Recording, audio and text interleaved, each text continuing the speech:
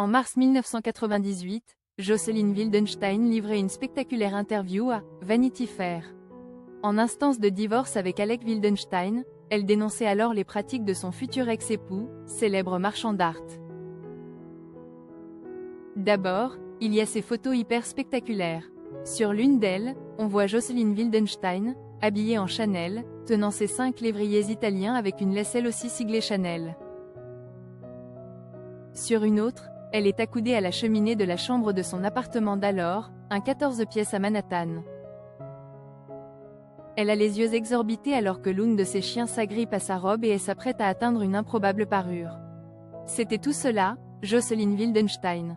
L'extravagance, le luxe tapageur, et ce fascinant visage. La mondaine suisse, dont l'âge faisait débat, 79 ou 84 ans, est décédée ce 31 décembre à Paris. Les premiers rapports des médecins appelés sur les lieux indiquent qu'elle a eu une insuffisance cardiaque, a indiqué auprès de l'AFP son compagnon, Lloyd Klein, précisant que l'octogénaire était parti, paisiblement dans son sommeil. Si Jocelyn Wildenstein était célèbre dans le monde, c'est d'abord en raison de ce visage illustrant les dossiers consacrés aux excès de la chirurgie esthétique. C'est aussi suite à son retentissant divorce avec le grand marchand d'art Alec Wildenstein en 1998. Après 20 ans de vie commune, les deux époux se séparaient avec fracas, faisant les choux gras de la presse américaine. Tous les ingrédients étaient là, la célébrité, le pouvoir, une fortune colossale. Les deux époux se livraient surtout à un règlement de compte par citations interposées.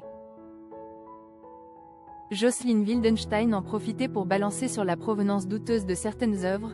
Les Wildenstein auraient collaboré avec les nazis pendant la Seconde Guerre mondiale, et sur la dissimulation de leur patrimoine au fisc. L'édition américaine de Vanity Fair publiait ainsi en mars 1998, sous la plume de George Rush, un improbable article dans lequel le couple livrait bataille. Un article illustré par les photos Jonathan Baker et son goût pour les mises en scène baroques. L'article débute sur cette scène à peine croyable.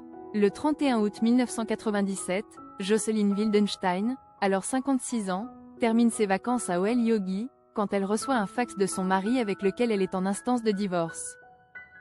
« Impossible pour moi de te laisser entrer au 11, lui écrit-il, en référence à l'adresse de leur maison de 14 pièces au cœur de Manhattan. Je dois recevoir cette semaine, prévient-il, sans plus de précision. Le 2 septembre, vers minuit, Jocelyn est pourtant au pied de l'immeuble. Au seuil de la chambre à coucher, son époux lui fait face. D'une main, il tient une serviette nouée autour de la taille. De l'autre, il pointe vers elle un semi-automatique 9 mm. Dans le lit, une beauté russe, 19 ans à peine. À l'entendre, Alec aurait pris peur, pensant que des voleurs venaient le dérober. Pourtant, d'après Jocelyn, son mari a continué à diriger l'arme vers elle. La police débarque, Alec Wildenstein sort menotté du bâtiment. Il passera plus de 16 heures en détention. Ce jour-là, dit Alec dans Vanity Fair à propos de Jocelyn, j'ai rompu tout sentiment à son égard. Nous n'avions rien en commun. C'est aussi à partir de ce jour-là que la famille la plus riche et la plus secrète du monde de l'art est devenue la cible des tabloïds américains. Ce qui passionne alors les médias, c'est d'abord le train de vie improbable des Wildenstein. Jocelyn estimait ainsi les dépenses du couple, dans ses grandes années, à $1 million par mois. L'article de Vanity Fair revient aussi sur le recours à la chirurgie du couple. Elle pensait qu'elle pouvait réparer son visage comme un meuble, analysait alors Alec au sujet de son ex-femme. La peau ne fonctionne pas comme ça. Mais elle ne voulait rien entendre.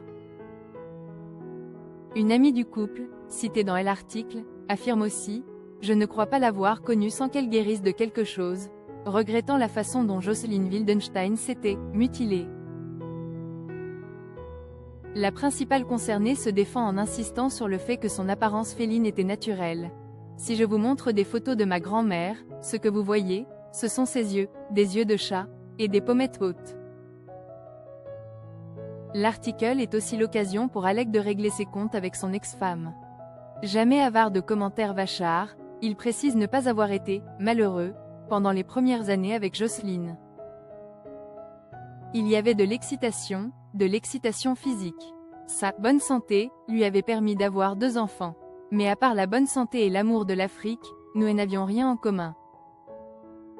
Et une fois les enfants partis à l'école, les disputes étaient constantes. Elle était hystérique. Les domestiques étaient choqués par son langage et son comportement. Au début, les pourparlers sont cordiaux. À George Rush, Jocelyn Wildenstein donne aussi des détails sur les semaines précédant la séparation du couple. Elle était alors au chevet de son père, souffrant d'une pneumonie. Alec a fait un beau discours, lors de l'enterrement concède Jocelyn. Mais 3 semaines plus tard, à New York, il lui annonce que le mariage était terminé. La raison, il entretient une relation avec une autre femme, Yelena Jarikova, une superbe jeune femme de 21 ans élevée en Russie, rencontrée quand Jocelyn veillait sur son père. À lire l'article de Vanity Fair, la procédure de divorce se passe bien au début. Mais en juin, les avocats d'Alec font valoir qu'en 1978, lors de leur mariage, Jocelyn a signé un accord qui la privait de tout droit sur la fortune familiale. De plus, Alec affirme qu'il ne gagnait que 100 000 $ par an et que toutes les propriétés, les tableaux, les voitures et les biens dont le couple a joui appartenaient à Daniel Wildenstein, le père. De juillet à août 1997, l'allocation mensuelle de Jocelyn, qui s'élevait à 150 000 $, est ainsi réduite à 50 000 $. Ensuite, ses cartes de crédit ont été annulées, son autorité domestique a été réduite et son comptable personnel a été licencié.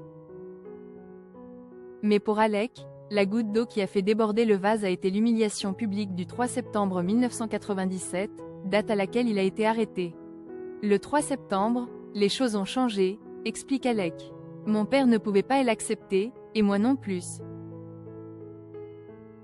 L'article de Vanity Fair se termine ainsi sur l'interrogation des proches du couple, qui se demandaient comment la famille Wildenstein avait pu laisser une telle procédure de divorce s'éterniser publiquement. Pour Jocelyn, la réponse était claire. Les hommes Wildenstein aiment tout simplement maltraiter les femmes.